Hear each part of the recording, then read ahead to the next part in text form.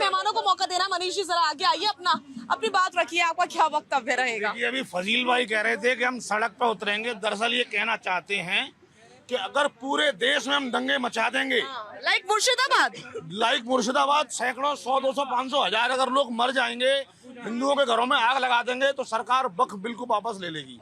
और इनका pressure tactics है, हो सकता है सफल हो जाए, इनका पुराना अनुभव है, एक बार ये पहले भी कर चुके, दोबारा भी कर पाएंगे। खैर, मैं इतना कह सकता हूँ कि वक्फ बिल का जो कानून है ना, वो वक्फ की रियल प्रॉपर्टी को टच नहीं करता।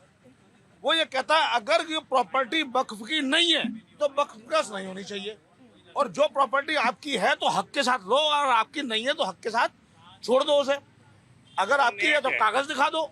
यही एक प्रॉब्लम है। लेकिन जो मुसलमान नेता हैं जो वक्फ के नाम पर गरीबों की संपत्ति को, सरकारी संपत्ति को अपने कब्जे में करके उससे हजारों लाखों करोड़ों रुपए का रेंट खा रहे हैं और प्रॉपर्टी को बेच के उसको पगड़ी देके उसको उस पैसे को एंजॉय कर रहे हैं, उनका नुकसान है। वो गरीब जनता जो दंगा मचा रही है, वो पेमेंट पर दंगा मचा रही है। असली खेल तो इन बड़े मुसलमान नेताओं का है जो उस प्रॉपर्टी का लाभ लेने के चक्कर में। अरे भाई, जब सरकार ये कह रही है अगर प्रॉपर्टी आपकी है तो आपकी है, और अगर सरकारी है तो छोड़नी है। आप बिना किसी प्रॉपर लेजिटिमेट राइट के आप उसे कंट्रोल नहीं कर सकते। और जो लिबर्टी थी वो लिबर्टी कम कर दी, मामला कोर्ट में जाएगा, बस इतनी सी बात है, जिसको लेकर ये चिड़े हुए हैं। और समस्या ये है, मैं आपको आज बता रहा हूँ, आप नोट कर लीजिए, ऑन रिकॉर्ड बोल रहा हूँ, कि जो ये लोग कोर्ट जा रहे हैं ना और कोर्ट में याचिका लगा रहे हैं कि वक्फ अमेंडमेंट बिल को कैंसिल करो, इसकी वैलिडिटी नहीं है। कोर्ट सबसे पहले पूछेगी जो वक्फ एक्ट है उसकी क्या वैलिडिटी है। जब इसके अमेंडमेंट की वैलिडिटी बाद में आएगी, पहले जो ओरिजिनल एक्ट है उसकी वैलिडिटी पर ही क्वेश्चन उठेगा। ठीक है। शहाबुद्दीन जी प्लीज जरा आगे आइए। और क्या सवाल ये है मेरा कि आप मनीष जी की बात से इत्तेफाक रखते हैं? देखिए, हिंसा किसी को भी लिए अनिवार्य नहीं है। हिंसा से हमेशा इंसानियत का नुकसान होता है, जो देश के लिए ठीक नहीं है। और जो ये लोग जितनी पार्टियां, बीजेपी ले लो, कांग्रेस ले लो, समाजवादी ले लो, कोई भी ले लो, एक थोड़ी दुश्मन है, कोई ज्यादा दुश्मन, जहरीले सब है। कोई कम जहरीला है, कोई ज्यादा जहरीला। जहरीले सब है, जहर सब बांटते हैं। सब बांटते हैं। सबको आपकी वोट की राजनीति करनी है। मैं आपका मोबाइल छीन लूं अभी, आप मेरा सिर फोड़ दोगे। मेरे बाप दादा की प्रॉपर्टी मैंने वक्फ की है, किसी का अधिकार नहीं उस पर, किसी का अधिकार नहीं उस पर हमारा अधिकार है। कानून से भी, अब बाबा साहब भीमराव अम्बेडकर की जयंती है, उसी ने संविधान में सबको इजाजत दी, आपकी वही तो है, सभी को इजाजत दी। जो मेरी प्रॉपर्टी है उसका मैं मालिक हूँ, मैं उसका मालिक हूँ। आप नहीं हो सकते, अरे आप नहीं छोड़ सकते मुझसे। मेरी प्रॉपर्टी का मैं मालिक हूँ। धमका के लिए छीनूंगा, सब तरह के छीनूंगा। मेरी प्रॉपर्टी है, सब तरह छीनूंगा, सबका मालिक हूँ। परेशानी है कागज। नहीं, ठीक है। एक सेकेंड। आपकी बैग छीन लूंगा, क्या करोगे? शहाबुद्दीन साहब मेरी प्रॉपर्टी को आप कैसे अधिकार से जा सकते हो? एक सेकेंड मेरी प्रॉपर्टी को कैसे अधिकार से? शहाबुद्दीन साहब, मैंने वक्त की है, मेरे बाप दादा ने वक्त की है। आप कौन होते हैं रोकने वाले? शहाबुद्दीन साहब सुनिए सवाल। आपको किसने अधिकार दिया? सवाल सुनिए। और ऐसे मेरे घर में झांकने का आपको अधिकार? ठीक है, आप पब्लिक से बहस नहीं कर सकते, आप सवाल सुनिए। सवाल ये है कि अगर आप लोगों को लगता है कि वक्फ संशोधन में कुछ दिक्कत होगी या हो रही है या जो भी ऐतराज है, तो कोर्ट के फैसले का इंतजार कर लीजिए। 1947 से लेके अभी तक 6 बार संशोधन हो चुका है। संशोधन में कोई फर्क नहीं है।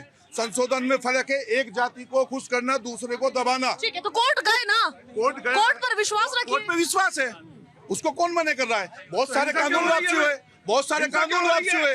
हिंसा के लिए अरे आपको लाभ होता है, हिंसा से आपको लाभ होता है। अरे हमारी बात सुनिए मनीष जी, अरे सुनिए, 20% और 80% में अंतर होता है। आप 20% को दबा के 80% दबा बढ़ाना चाहते हैं। ये हिंसा आप 20%, आप डरा नहीं सकते किसी को। नीतीश जी, पश्चिम बंगाल में इस समय बहुत कुछ हो रहा है और खबरें तो ये तक आ रही हैं कि बाकायदा डीएम को बोला गया था कि बीएसएफ हटा दो। जहां पर दंगे हुए, जहां पर हिंसा हुई, जहां पर 3 लोगों की जान गई, वहां पर बीएसएफ लगी हुई थी। लेकिन बोला गया बाकायदा कि वहां से बीएसएफ हटा दो और उसके बाद से वो हालात पैदा हो गए। इसके बाद से भी खबरें मिली कि अलग अलग जगहों पर इस प्रकार की हिंसा बढ़ सकती है। मुख्यमंत्री साहिबा जो अपने आप को नेशनल फेस बताती हैं ममता बनर्जी, वो कह रही है कि मैं मुसलमानों की जमीनों को सुरक्षित रखूंगी। क्या वाकई इस वक्फ कानून की कोई वैल्यू नहीं है पॉलिटिशियंस की नजर में? वो वक्फ कानून जो कि संसद के दोनों सदनों से पास हुआ है, ना ही आपको कोर्ट के ऊपर विश्वास है। चल क्या रहा है? सभी को राधे राधे और सभी को जय मां पिताम्बरा। पहली बात तो ये ध्यान रखना पड़ेगा कि वक्फ बोर्ड में बात ही मुसलमानों के पक्ष में हो रही है, उनके विपक्ष में कोई बात हो नहीं रही है। ये नहीं कहा जा रहा कि हम आपकी प्रॉपर्टी ले रहे हैं। हम कह रहे हैं अगर आपकी प्रॉपर्टी है, आपके बाप दादा ने इसको वक्फ किया है, तो इसके कागज आपके पास होंगे। सीधी सी बात है, इसको लिया नहीं जा रहा। इसमें मुस्लिम महिलाओं को अधिकार दिया जा रहा है, इसमें मुस्लिम अधिकारों, इसमें एक मिनट, इसमें मुस्लिम महिलाओं को अधिकार दिया जा रहा है, जो मुस्लिम महिलाओं को अधिकार मिलना चाहिए, बिल्कुल मिलना चाहिए। और अगर ममता बनर्जी की बात की जाए तो वो सिर्फ पॉलिटिक्स कर रही है और कुछ नहीं कर रही है। वो हिंदू मुस्लिम, एक मिनट, हिंदू मुस्लिम करके वो सिर्फ और सिर्फ राजनीति चमका रही है और कुछ नहीं कर रही है। जबकि बात सिर्फ भाजपा की बात नहीं है, ये सरकार दोनों के पक्ष में फैसला ले रही है, स्त्रियों के पक्ष में भी और पुरुषों के पक्ष में भी। जो सही है वो सही है, जो गलत है वो गलत है। तो सारे जो सरकारें हैं अपनी राजनीति ना चमकाएं, लोगों के बारे में सोचे, गरीब महिलाओं के बारे में सोचे, अनाथ बच्चों के बारे में सोचे और गरीब मुसलमानों के बारे में सोचे।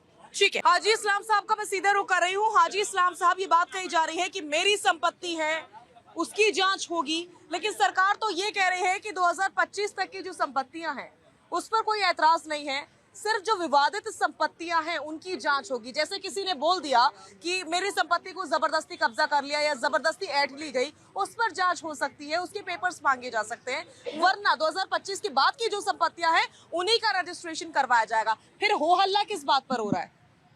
मैडम, सबसे पहले तो अम्बेडकर जी की जयंती पर मैं सबको आपके माध्यम से मुबारकबाद देता हूँ। और आपने जो पूछा है, अंधकार में था पूरा भारत, मोदी जी आए तो उजाला आया है। 85% पसमानदा मुसलमान वक्फ बोर्ड में ना कोई नुमाइंदा उनका था, ना कोई मुतवल्ली था, ना कोई सुनवाई थी। सुनवाई का तो मतलब ही नहीं है। ये तो माफियाओं का कब्जा था उस पर, और दर्द ही माफियाओं के हो रहा है। और बंगाल का तो जो इलाज है वो प्रेसिडेंट रूल लगना चाहिए, वहां पर राष्ट्रपति शासन लग जाना चाहिए। उसका कुर्सी का लालच है ममता जी को। ममता जी को जो कुर्सी का लालच है, कुर्सी से मोह है, इस वजह से बैकडोर से भड़काया जा रहा है, बैकडोर से भड़काया जा रहा है अनपढ़ मुसलमानों को। मेरे भी बड़े अनपढ़ थे, पढ़ने की कोई व्यवस्था, जिनका राज 60 साल रहा इस देश के ऊपर, उन्होंने पसमानदा मुसलमान को नहीं दी। एजुकेशन से महरूम रखा, सिर्फ भड़काते रहे और वोट लेते रहे, इसके अलावा कुछ नहीं करा। ठीक है, तो आप कुल मिलाकर पे जो तरमीम हुई है ये होनी चाहिए। ठीक है, स्मार्ट वक्फ बोर्ड बन जाएगा, पारदर्शिता आएगी, ट्रांसपेरेंसी आएगी, किसका कितनी जमीन पर कब्जा है ये पता लग जाएगा। ये जनता को पता लगना चाहिए। अगर मैंने वक्फ बोर्ड, मैंने एक संपत्ति दान कर दी सपोज, तो दान होने के बाद वो कौम की संपत्ति हो गई। कौम की संपत्ति जब हो गई तो मेरा फर्ज ये भी बनता है, अगर वक्फ बोर्ड की संपत्ति पे मंदिर बन जाए मुझे दिक्कत नहीं होनी चाहिए। वो भी तो आस्था है। ये जो हिंदू मुस्लिम को भड़काने की बात है, कांग्रेस ने इसके अलावा कुछ नहीं करा। भागलपुर दंगा, मलियाना कांड, मुरादाबाद ईदगाह कांड, ये सब इन्हीं की देन है। ठीक है। भागलपुर दंगा में मैं था, मेरी आंख के सामने बजरंग दल विश्व हिंदू परिषद ने उस दंगे को भड़काया है।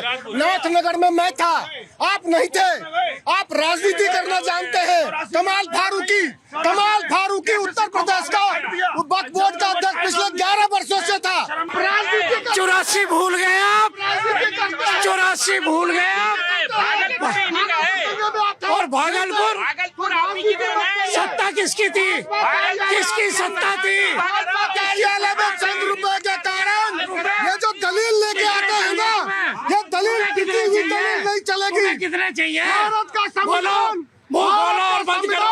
आर्टिकल 26 और A और D साफ शब्दों में कहता है, भारत का संविधान साफ शब्दों में कहता है, आप गलत बात मत करिए।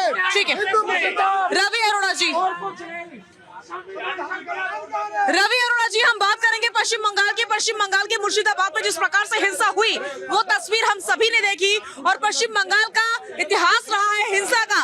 लेकिन हैरानी तब होती है जब एक मुख्यमंत्री ये बात कहती है कि हम इस कानून को पूरी तरीके से लागू नहीं होने देंगे, या हम जमीनों को सुरक्षित करेंगे, या हम संरक्षित करेंगे, या हम सपोर्ट में खड़े, इस प्रकार की बातें करती है तो बड़ा ही हैरानी होती है और उसके बाद से वहाँ दंगे भड़क जाते हैं। क्या होना चाहिए इस समय पश्चिम बंगाल में? शाजिया जी, पश्चिम बंगाल की राजनीति को मैंने बहुत नजदीक से देखा है। बीरभूम से शुरू हो जाइए रायगंज तक, जिसमें मुर्शिदाबाद आता है, मालदा आता है, धुलियान आता है, औरंगाबाद आता है, फरक्का आता है, बरहमपुर आता है, जंगीपुर आता है, जहाँ इस समय सबसे ज्यादा दंगे हो रहे हैं। ये सब मुस्लिम बेल्ट है, लेकिन यहाँ दंगे होते क्यों हैं? यहीं पर ज्यादा आपको जब भी दंगे देखेंगे सबसे ज्यादा यहाँ मिलते हैं। कारण क्या है? यहाँ पर सबसे ज्यादा काम करने वाले या वो लेबर क्लास लोग हैं जो फैक्ट्रियों में काम करते हैं। बंगाल में तो बहुत ज्यादा करीबी है जी बिल्कुल। दूसरे वो लोग हैं जो बीड़ी बांधते हैं, क्योंकि बीड़ी का सबसे बड़ा व्यापार मुर्शिदाबाद, मालदा, जंगीपुर, बहरामपुर इन सब में होता है। और ये वो गरीब लोग हैं जो वहाँ पे, जिनको ये भी नहीं पता हुआ कि अमेंडमेंट में हुआ क्या है। दूसरी बात, सीपीएम के टाइम में बहुत सारे बांग्लादेशी आए और इसी बेल्ट में आके बसे। ये सब वही लोग हैं। सच्चाई ये है, इनका यूज किया जाता है ऐसे चुनावों के टाइम पे, क्योंकि आगे बंगाल में चुनाव भी होने हैं। ये कहीं ना कहीं राज्य सरकार पूरा खुला खेल खेल रही है। उसको पता है कि बिना मुस्लिम वोट बैंक के पश्चिम बंगाल में सरकार नहीं बनाई जा सकती।